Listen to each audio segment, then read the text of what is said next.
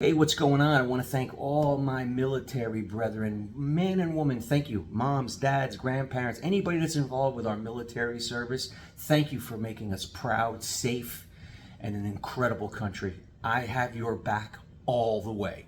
Now, that being said, I have to favor the Navy a little bit because I'm an electrician. I'm an electrical contractor.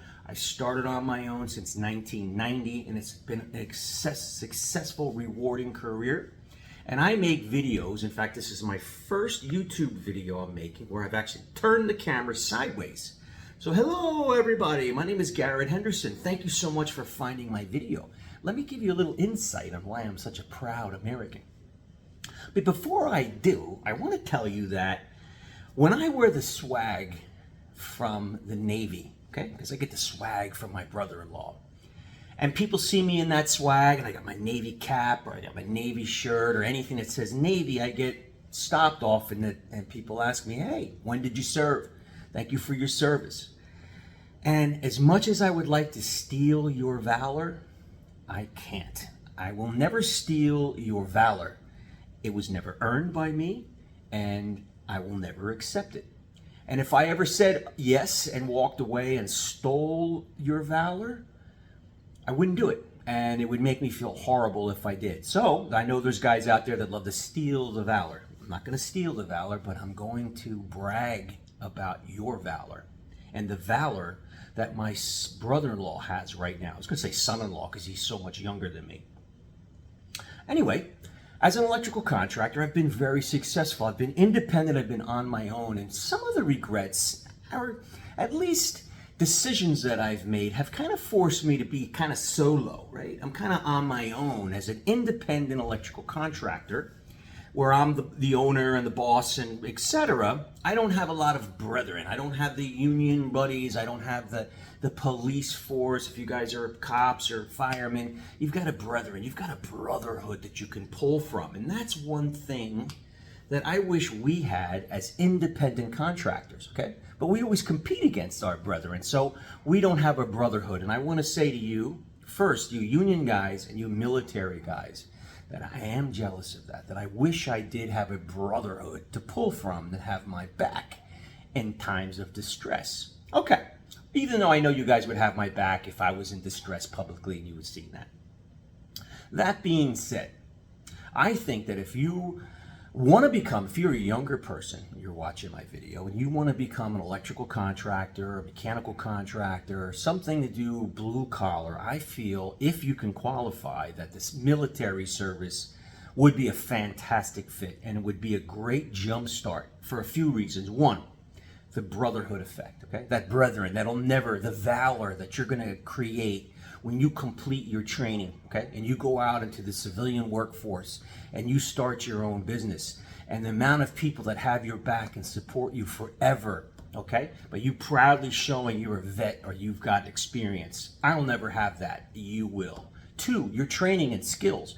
You're going to get trained in the fundamentals of the electrical. You're not going to get trained in civilian electrical wiring and pulling of conduits and MC cable and Romex cable for small commercial and residential buildings. You're going to learn about ships. You're going to learn about what the Seabees do, right? You're going to be doing bigger and better. Now, don't get intimidated by that, because you'll be able to take those focuses, those disciplines, and you can easily apply to the vanilla ice cream stuff that we standard electrical contractors do as civilians. And you'll elevate your ability to rise to the cream of the crop, the top rate, the rich, the successful contractors here in the United States. And you're going to have valor, and you're going to have the discipline to get up in the morning because you made it through these times. You made it through that training, and I didn't.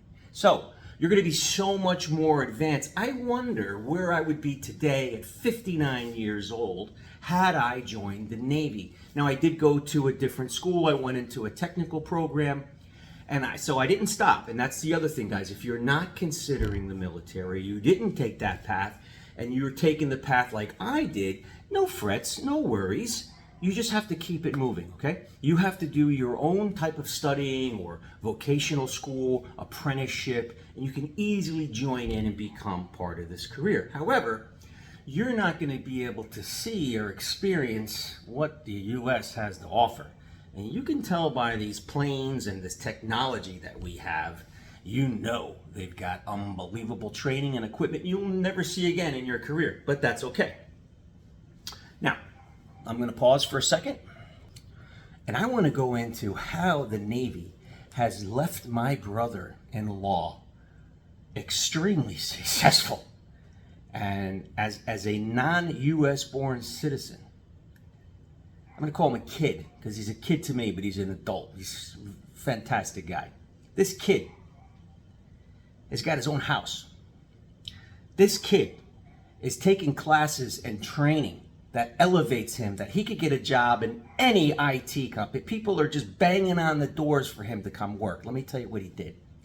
So when we sponsored him, I brought him here, and he finished high school. He went to DeVry, and he got a degree in computer science. Kind of floundered around a little bit. Then he came to work with me as an electrician. So he was an apprentice to me for a few years. He worked with me for a few years before he decided to join the Navy. I don't know why. All of a sudden, he just decided to join the Navy. Joins the Navy, and he becomes really successful. He's good. He starts off as an officer. He's really taking it in. It's really fitting his wheelhouse. Okay. Well, let's go fast forward a few years, and I get a phone call from, I don't know if it's the FBI or whoever, TSA or whatever, or Homeland Security. I don't know. I get a call for some bigwigs, and they say, hey, Garrett, we need to come interview you about your brother-in-law and his security clearance. Excuse me? Yes, well, since his father is not in the country and you brought him here, you're about as close of a father for him as anybody, and we'd like to come and interview you. So we'd like to be at your house tomorrow morning at 9 a.m. I said, okay. Boom. Tomorrow comes, 9 a.m. Boy, they're here, right? So here they come. Here's the guy. They're wearing suits, just like on TV, right? You got the suits on, the briefcase, right?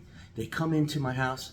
I'm joking. You know me, guys. If you don't know my video, even this is my first video I'm making for YouTube, I like to joke. I like to make things funny, right? And just cordial. Hey, guys, how are you? You want coffee? You want a bagel? No, they're very, stoic. No. Well, I do. So I'm making coffee, and they sit down, and they got their briefcases. And, okay, they sit down, and I'm making coffee and a bagel. I'm like, they don't want anything, right? They just want to talk to me about my brother-in-law. I'm not going to mention any names. So anyway, I sit down, I got my coffee, my bagel, and they're like, hey, tell me about, we're going to call him X.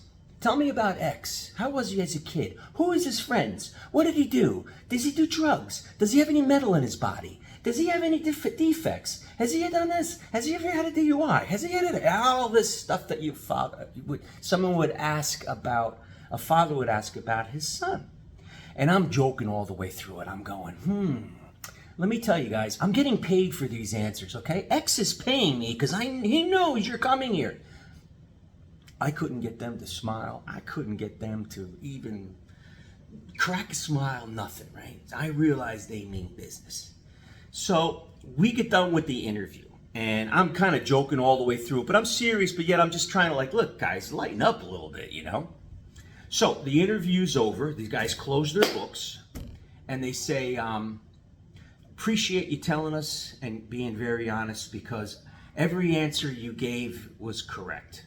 I was like, excuse me? I said, sir, we knew all the answers before we came in. You are our last stop. We've stopped at everyone that we know knows X. We also know about you. We know your customers. We know where your rates. We know who you've worked for. We know your friends. We know your past customers. They knew everything about me. They knew about my taxes, about every single thing about me. And all I did was validate it by just giving them, because you know what, guys, it's nice in life when you have nothing to hide, okay?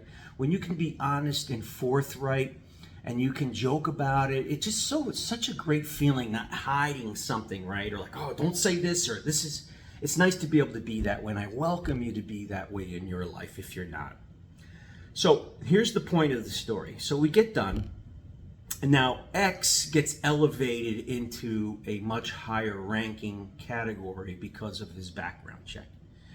And X now gets invited to work for cybersecurity or intelligence. Now, and this is the honest truth, just like I just said, it's nice to be able to say the truth. Now, I'll say X, like on Thanksgivings and stuff, because this is many years ago, a few years ago, the FBI head came in to do the background check.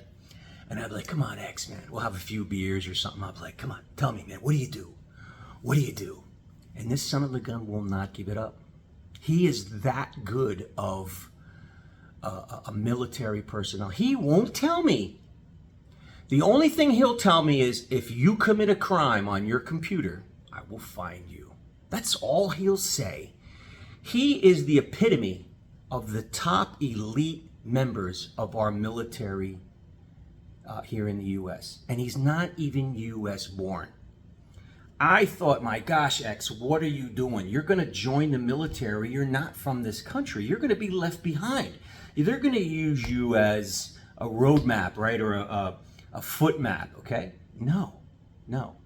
They took his individual, because of his degree and because of his experience as an electrician, he started out as a CB and then elevated just right up above all the other CBs, got an opportunity to get into cybersecurity because of his education, all right? Elevated in that department, where it made him even need to get more clearance, which they came to me and everybody else that knew him, hence the story. And now I think he's got 50 people below him, and he's so important. And the military has put in so much investment into him that he was able to buy a home on his bonus. Okay? Because they realize the training that they have to give these guys, and Google and Tesla and Facebook or Meta and Amazon are salivating for experienced guys that are trained in the top IT courses in cybersecurity that the military provides. In fact, he told me that the military spends about $100,000 every 6 months on his training just to keep him at the very top level of security. And that all these other big companies just really want him. So the government has to put that carrot in front of you. They had to give him a bonus where he could buy his home and put his kids through college and give him a rewarding career, because if you're going to train him and you're going to kind of not take care of him, someone else will. So, moral of the story is, you're American or you're not American, born here or not born here. The military is an incredible resource for you. I shouldn't be the one making this video because I never was a participant, okay? But I hope you can see the point I'm trying to make, and that if you really want to become successful, join the military. Join one of those branches, okay? And you can be the superstar, the stud, right? The first round pick. So you can't tell me that when you join up and you join the military and you go and you got 30 guys with you on a bus and they take you to wherever you're going to be for your basic training, that one of them isn't the first round pick, the Dan Marino, okay, the Alex Rodriguez, the Saquon Barkleys, the first round picks. You can't tell me not one of those guys has that characteristic on that bus that makes it into the highest level, the highest ranking. They get the choice of where they want to work and where they want to be trained, and their financial reward that they're going to make, and then the valor and the brethren. This is an incredible life, one that I regret not taking myself. And I very rarely say regrets if you watch my videos, guys, because I consider myself very fortunate, and I've been very successful in my career. I'm at the end of my career, and I have many opportunities to continue. And I feel proud that I brought X into this country, that I was able to support him and get him through and get him educated like a father would. And how the FBI came and did the background check. And even though I joked all the way through it and I couldn't get these guys to even crack a smile, the pride that I feel when he gives me a Navy cap to wear, okay? It's so hard not to steal that valor. But I promise you, I never have, I never will. So when I wear that Navy cap, when I talk Navy cap, I'm talking a baseball cap that says Navy, okay? I'm not wearing a uniform. I'm just wearing swag that I get from the Navy. And I am super, super proud. And I will always donate or help a veteran any way I can. So, long message, my first video on YouTube, exclusively for YouTube. Thank you so much, guys, for subscribing. I don't make a lot of videos about the military. I make videos on how you can become a top electrician, electrical contractor in the U.S. My name is Garrett Henderson. Thank you so much for watching this video, subscribing and liking, and I've got many, many more. And I will see you on the next one.